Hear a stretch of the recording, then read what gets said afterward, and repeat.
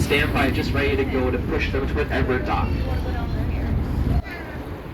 Now, in addition to that, across the entire Great Lakes, these ocean-going freighters have to have a little bit of assistance throughout their entire journey. Now, what I mean by that is there's a captain and there's also a pilot on board at this time. Now, the captain is specific to the ship and they travel with the ship across the entire world. But the pilot's a little bit more specific to this area. Now, a pilot just comes on board these ocean-going freighters just because they're navigating their way across the Great Lakes. They may not really know how to navigate these channels. Pilots are experts and are right here on the Great Lakes at all times, just waiting to assist those ocean-going freighters come in and out. Just to make sure that the Great Lakes are a little bit weird to navigate with all the channels and all the harbors. So these pilots are experts on the area, and they just assist these big freighters coming in and out.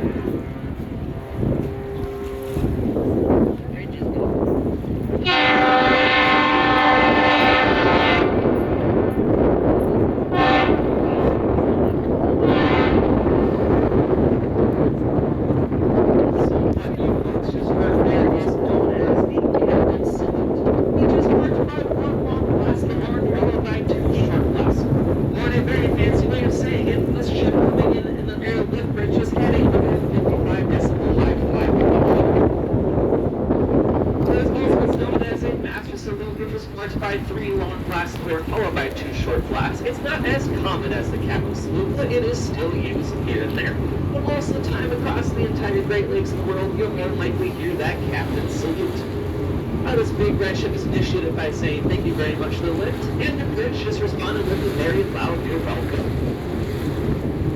But now let's talk about this ship coming in this time. So just off to our starboard side or right side, coming through into our harbor at this time, this is the Federal Yukon. Now the Federal Yukon was built and launched in the year 2000 in Oshiba, Japan, and she is owned and operated by a company called Federal Atlantic Ltd, or just called FedNav for short. Now, the company itself is based out of Canada, but her port of industry actually flies out of the Marshall Islands. Now, we call this a flag of convenience because across the entire world there are different marine laws, and some countries are a little bit stricter than others. So a lot of these companies move to register their ships in countries that don't really have that strict marine laws, which is why she is flying out of the Marshall Islands and not out of Canada where her company is based. The Federal Yukon is 656 feet long and 77 feet width.